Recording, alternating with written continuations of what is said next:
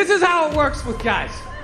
Anytime you do anything remotely sensitive, heartwarming, anything that's gonna make you more of a loving, caring individual, immediately all your guy friends suggest that maybe, just maybe, you wanna suck a What y'all think about Kevin Samuels? Like, honestly, my per se, he's a troll.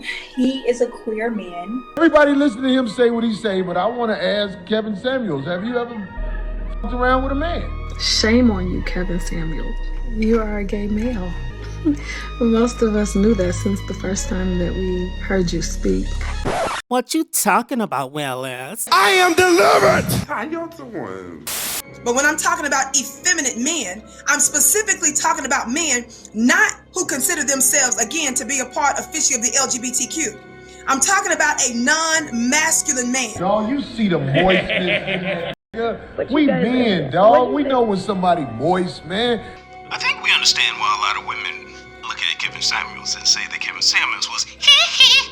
And that's probably because a lot of them didn't want to hear what he has to say anytime that. So when I'm talking about a pussy, I'm talking about somebody that's moving about as a dysfunctional, malfunctioning man. Now, I'm gonna tell you, a lot of you guys never learned how to do this. You think, oh man, this is some gay shit. Let me tell you something. This is what men do and should be doing. So when you're not behaving and rising up as a man with such qualities, baby, you're gonna get that word. You gotta make this shit normal. Taking care of yourself is not gay.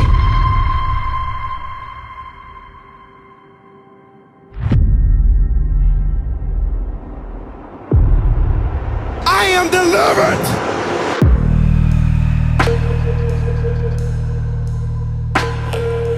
I'm gonna put a disclaimer on this.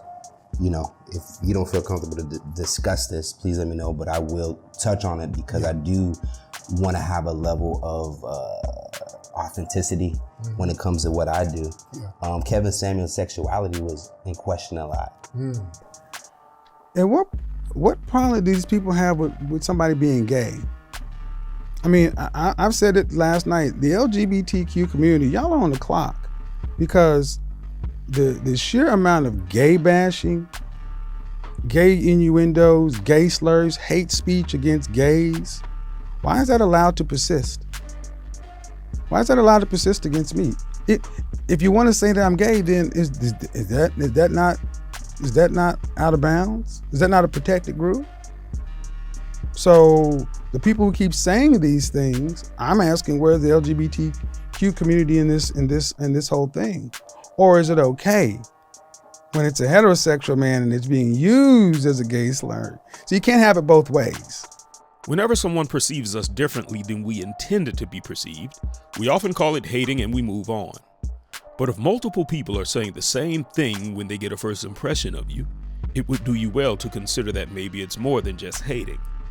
It's easy to relegate any inaccurate assessment of Kevin Samuels' preferences to the critique of haters being haters, and the usual suspects being women who find his message to be unpalatable.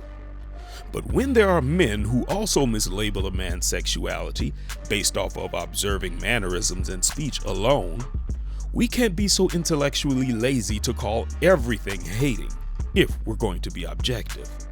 But if many of us are honest, there were certain things that Kevin Samuels would do or say that made many men raise their eyebrows when they first came across his content. What the hell? Many of them made up their mind after the first impression, only to come back later and apologize for mischaracterizing him. I ain't gonna lie, man.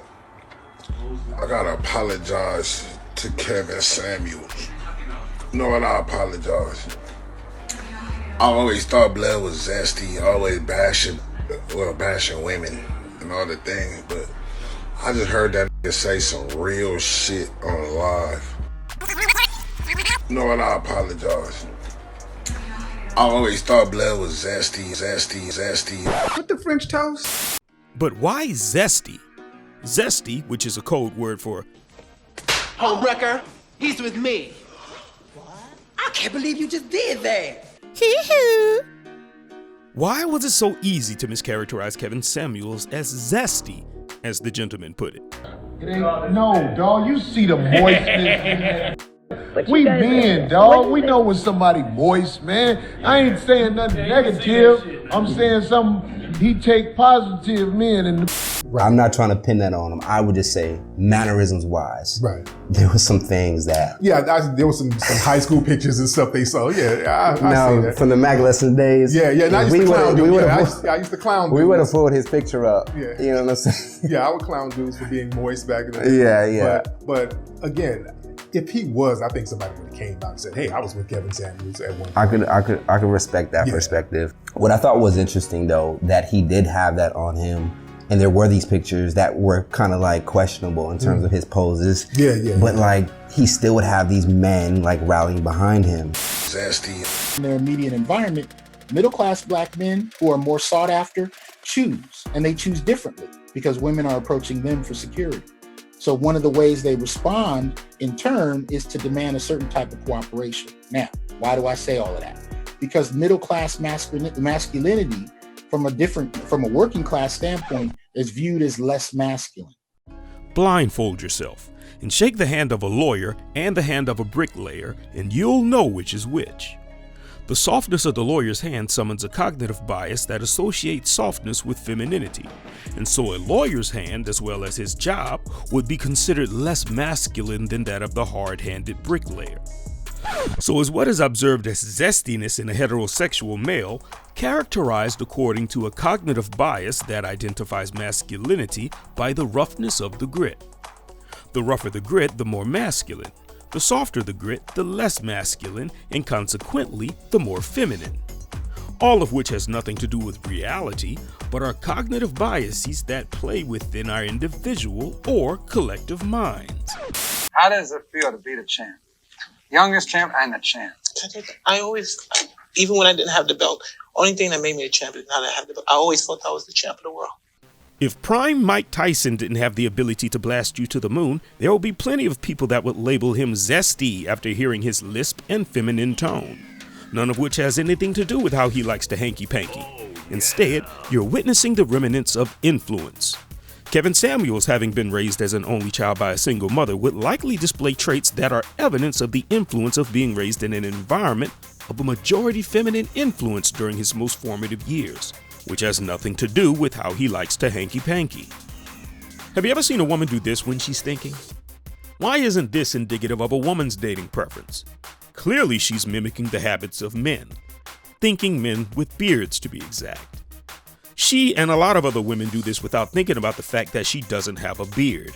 The visual influence of seeing a man rubbing his beard while he's thinking communicates to her subconscious that rubbing your face implies that you're thinking.